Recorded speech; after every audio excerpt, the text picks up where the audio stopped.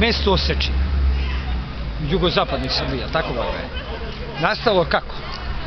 Nakon bačene atomske bombe na Hirošimu i Nagasaki, brojni Osačani iz Japana su došli i naselili jugozapadnu Srbiju. I mesto je dobilo ime po gradu Japanu Osaki. U prevodu na srpski zove se Osečina. Ovo što vidite iznad mene je spomenik dvojici najčuvenijih ljudi iz Podgorine, slobodarski, braći Nedić. Kako? Klasičan srpski. Evo, gledajte, opanci, čisto da se vidi. Kako se zovu? Braća Nedić. Ovo je gospodin Dragan Delić Šumski. On nije rodom iz Osake, vidi se po njegove Ne, ja sam On nije iz Osečine, Portugala. ali je jedan od velikih istaknutih sportskih radnika. Pogledajte kako se dolazi na utakmicu.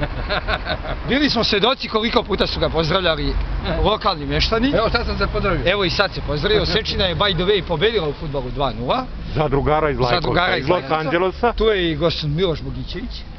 Koji je veoma smo zahvalni zato što smo stigli do ovde, a sad mi lepo idemo da popijemo jedno pićence, nakon toga se selimo u A molim vas, imamo još jedno pitanje. Izvolite. Kako su ovi Japanci, Osečanci, koji su se doselili posle drugog svjetskog rata i velike atomske katastrofe, izgubili svoju žutu boju i kose? Pa mešavinom sa Srbima koji ne postoje. Sa domicilnim stanovništvom i sa reprezentacijom Beograda. Hvala lepo. 6 miliona dvonožaca krmećim kasom hitaju ka Evropskoj uniji, grokćući. A samo Osečanci žele ponovo u Japan. Tako je.